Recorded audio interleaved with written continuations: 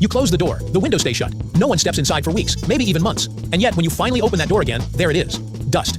A thin gray film on the shelves, soft layers on the floor. Yes, how dust be there in my house, in my room, if I not even open the windows, not even open the gate, not even it's in my area. Oh my God, how dust came in. And that unmistakable, unused room smell hanging in the air. It feels almost personal, like dust showed up just to spite you. Most of us assume dust comes from outside, from open windows, passing cars, or Yes, dust come from outside. It is come from outside, the cars, windows, and dusty weather. people walking in and out. So when a room is sealed off, logic says it should stay clean. But dust doesn't follow our logic. The truth is, dust is far more sneaky, persistent, and frankly patient than we give it credit for.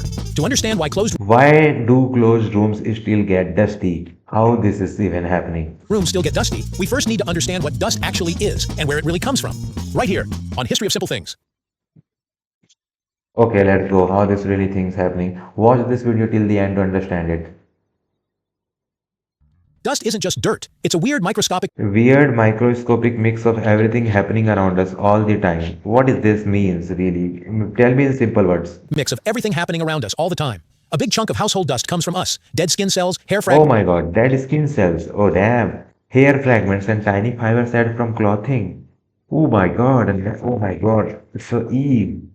and tiny fibers shed from clothing. Humans shed millions of skin cells every single day, and those particles You're saying, oh my god. From my hands, from my face, from my body. Oh my god. Ew. don't just vanish when a room is empty. They float, settle, and stick around. Then there are fibers from carpets, curtains, Fiber from carpet comes and furniture and even walls slowly breaking down. Okay, I understand this thing, but our body, oh my god, our body can really happening like that? furniture, and even walls slowly breaking down over time. Add in pollen, microscopic soil particles, soot from pollution, and tiny fragments carried in through ventilation systems. And dust becomes more like a historical record of Oh my god, I'm not, this is what oh my god, I cannot fathom these things. What is this really? Damn. daily life than simple grime.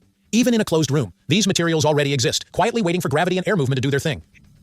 Okay. Here's the part that surprises most people. Closed rooms are not actually airtight. Oh my god, oh my god. Closed rooms are not actually oxygen comes from. How we can breathe into it. Even when doors and windows are shut, air is still moving slowly and invisibly. Tiny gaps around door frames, window seals, electrical outlets, and Oh my god, yes, that's how they come in. Oh my god. even walls allow air to creep in and out. Buildings never Walls allow air to creep in and out. Walls. Air can. Oh my god. Wall is a medium for air. naturally breathe as temperatures change, pressure shifts, and weather moves outside. This gentle airflow is enough to carry dust particles into a room over time. On top of that, dust already inside the room doesn't just settle once and stay put. Changes in temperature, like a warm day followed by a cool night, cause air to rise and fall, lifting settled dust back into the air and redistributing it across surfaces again and Oh my god. I never think about this thing. This thing is one thing that I have to keep in mind. But this thing. Oh my god. again. Even if a room looks spotless when you close it, dust is already present.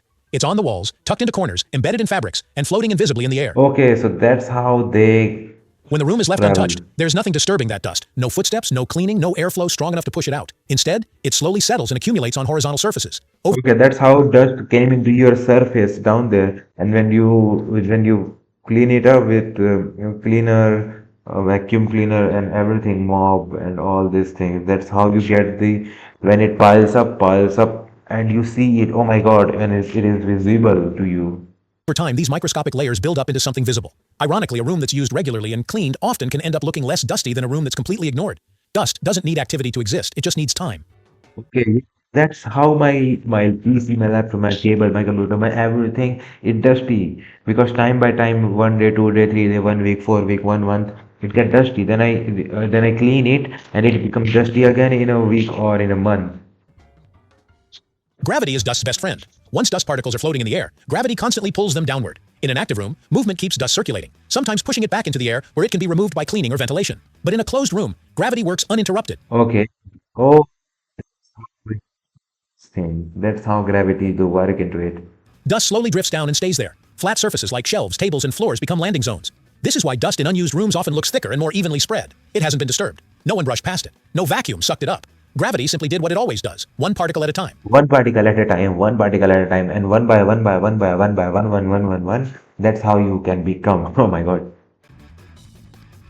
Here's another twist. Buildings generate dust. Walls, ceilings, insulation, paint, wood, and even concrete slowly degrade over time. Tiny Yes, that's how I did it. That's how I cleaned my table. That's how my table is so dirty.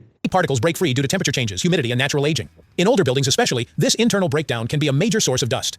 Even without people or open windows, the structure itself contributes to the problem. Add humidity into the mix, and dust becomes even stickier. That's how this all the big area, big storage places, big rooms are so dusty. Clinging to surfaces instead of floating away. This makes dust buildup in closed rooms feel faster and more stubborn than expected. Okay, that's how it all is happening. Oh my God. So why does it feel like dust never takes a break? Because it doesn't. Dust is the result of constant slow processes, shedding, breaking down, drifting, and settling. None of these require human presence. A closed room is simply a quiet environment where dust can do its work uninterrupted. Over days and weeks, microscopic changes become visible. What looks like sudden dust buildup is actually the final stage of countless tiny Alright, guys, this is what is happening. Damn, I never thought about these things. This is the one big thing. It these piled up look like stick. events happening silently in the background. A dusty closed room isn't a sign of neglect. It's a quiet record of time doing its job. Even when nothing appears to be happening, invisible processes never pause. Air continues to drift through tiny gaps, materials slowly shed microscopic fragments, and gravity steadily pulls particles downward. Dust forms not because a room is forgotten, but because the world refuses to stand still. Every settled layer is proof that motion doesn't need sound, speed, or human How they do it? Oh my God, I never think about these things. presence to exist.